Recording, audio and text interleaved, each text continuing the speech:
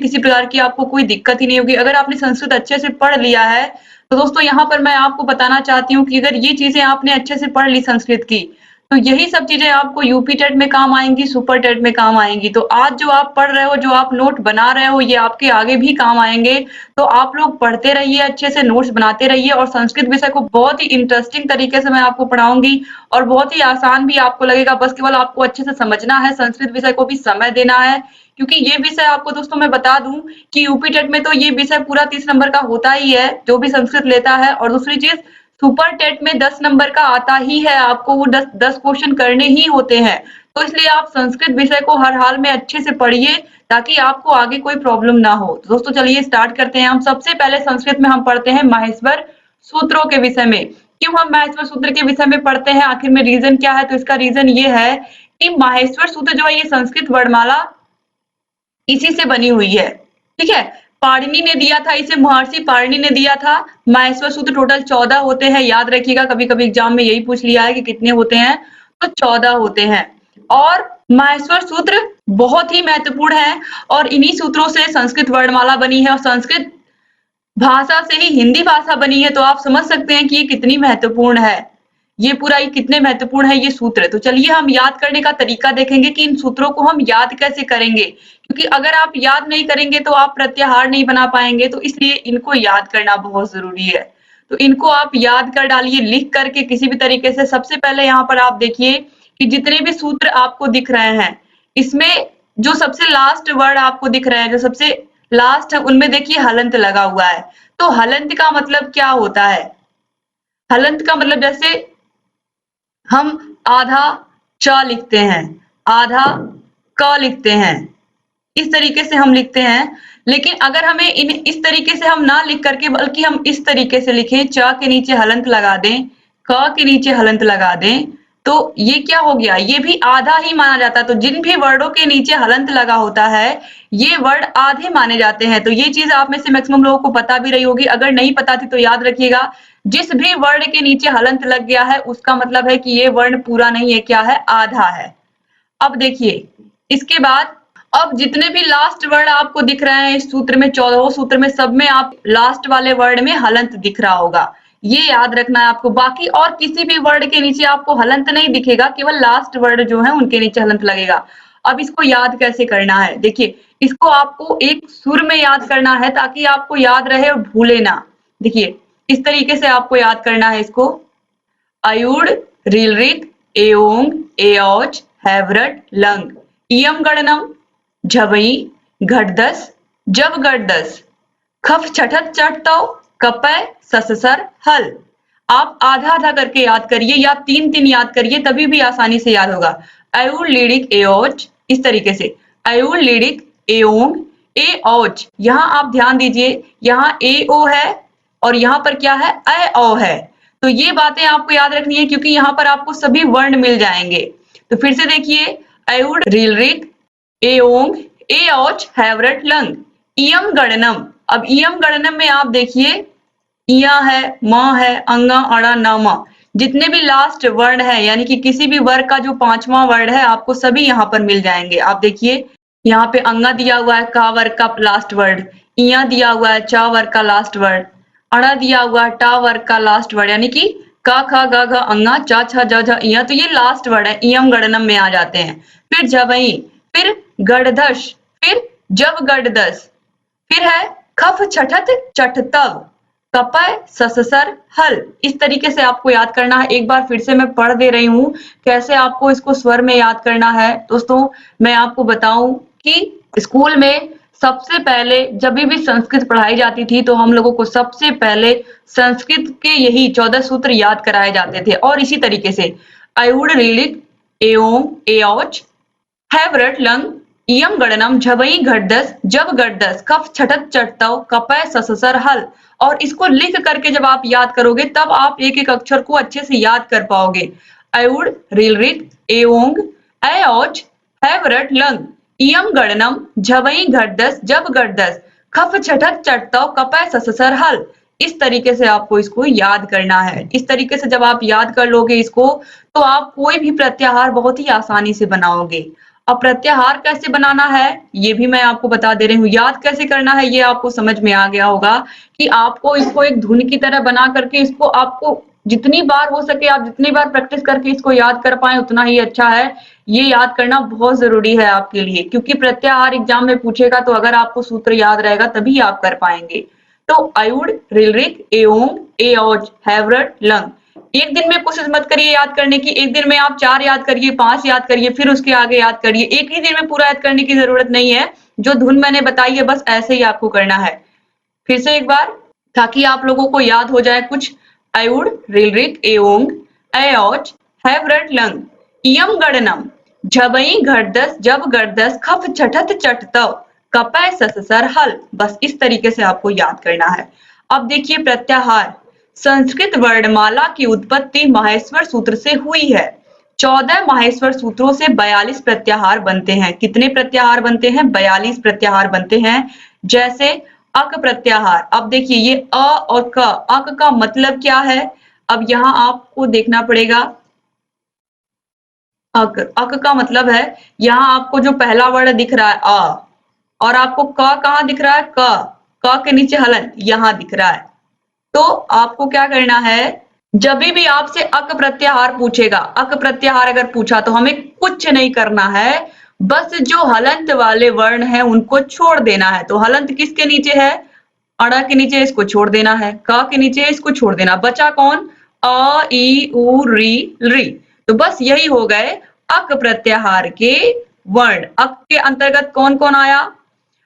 अ, ई, उ, री, री।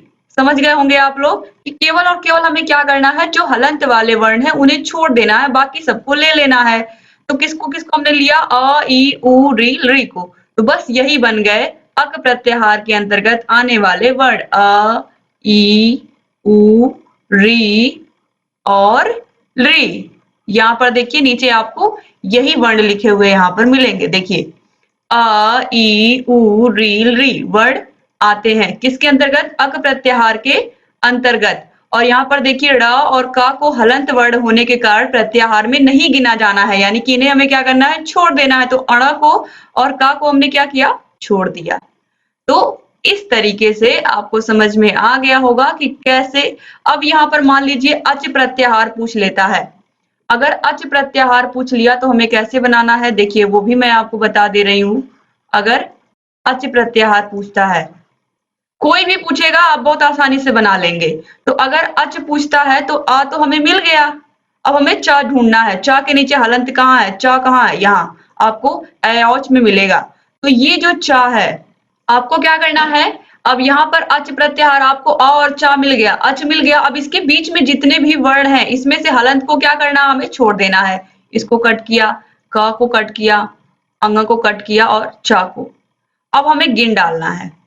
अब देखिए अच के अंतर्गत कौन कौन आया, ध्यान से आप लोग देखिएगा। अच प्रत्याहार के अंतर्गत अ, सबसे पहला वर्ड लेना है हमें, जो अ लिखा हुआ है इसको तो उतारना ही है। अ, फिर ई, फिर उसके बाद उ, फिर री, फिर री, उसके बाद फिर ए, फिर उसके बाद ओ, फिर उसके बाद ए और औ। बस यही इतने हो गए अच प्रत्याहार के वर्ण।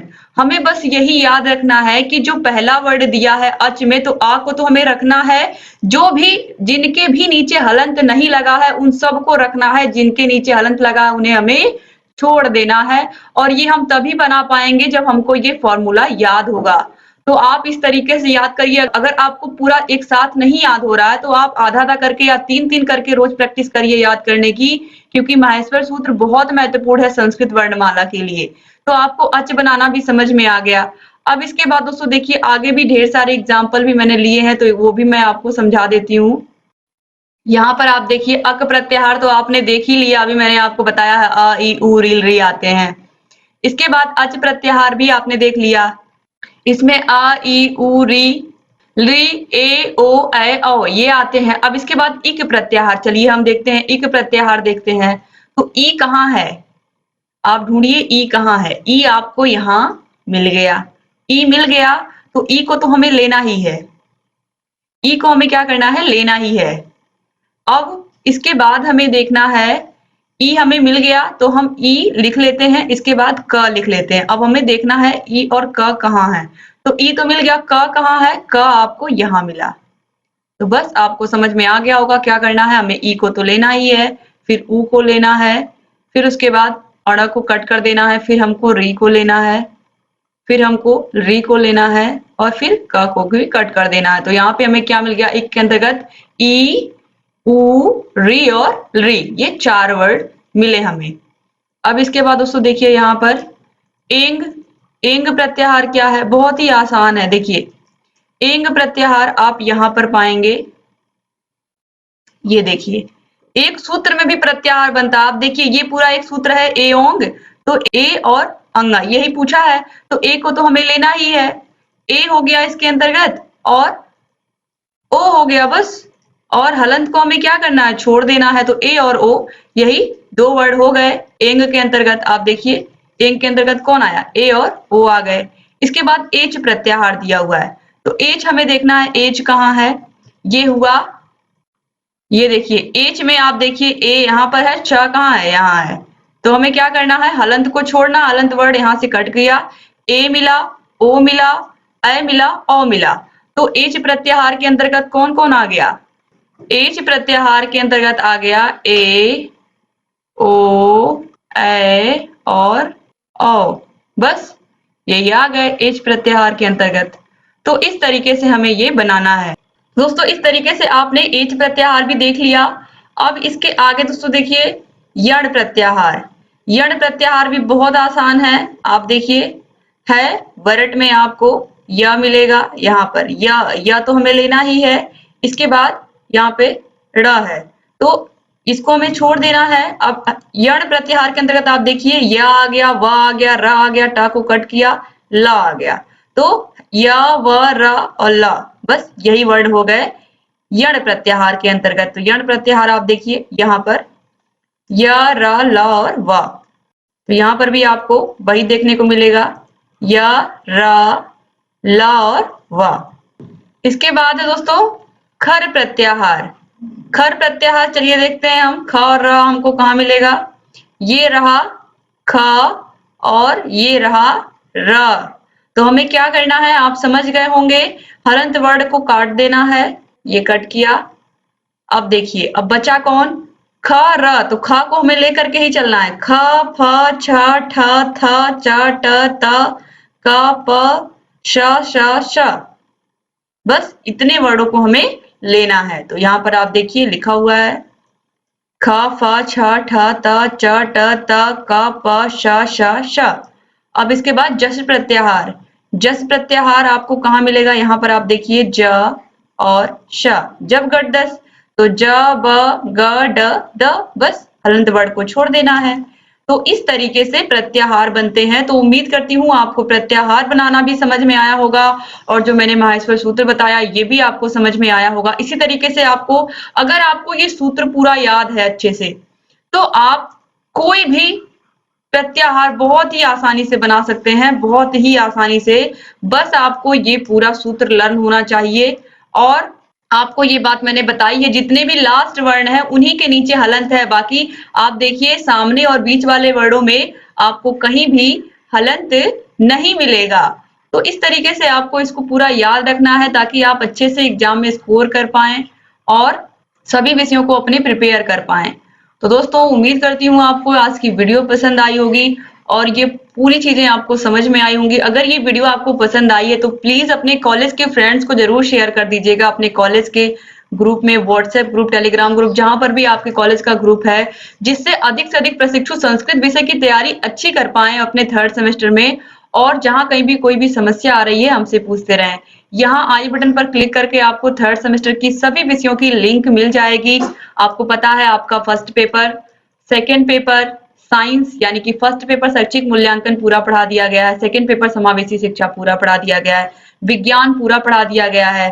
तो इस तरीके से आपके सभी विषय अच्छे से हम पढ़ा दे रहे हैं, ताकि आपको किसी प्रकार की कोई समस्या ना रहे आगे चल करके और आपकी प्रिपरेशन बढ़िया हो। तो आप लोग प्लीज अब संस्कृत विषय को भी ध्यान से पढ़िए और अपने कॉलेज फ्रेंड्स को भी जोड़िए हमसे। और अगर अभी तक आपने चैनल को सब्सक्राइब नहीं किया है तो प्लीज सब्सक्राइब कर दीजिए और बेल आइकन को भी प्रेस कर दीजिए ताकि हम जो भी नई वीडियोस बनाते हैं उन सभी का नोटिफिकेशन आपके पास समय से जाए और आप बिना मिस किए सभी वीडियोस को देखते रहें। एक बार फिर से आप सभी भाई बहनों का बहुत बहुत शुक्रिया वीडियो पूरा देखने के लिए।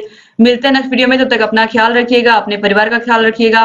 और अगर अभी तक चैनल को ज्वाइन नहीं किया तो प्लीज चैनल को ज्वाइन कर लीजिएगा। ज्वाइन बटन पर क्लिक करके आपको ज्वाइन करना है। इससे आपको सभी विषयों के नोट्स, हैंड रिटन नोट्स जो मैंने बनाए हैं आपको मिलेंगे और आप अपनी तैयारी को और बेहतर कर पाएंगे। तो दोस्तों मिलते हैं नेक्स्ट वीडियो में। जय हिंद।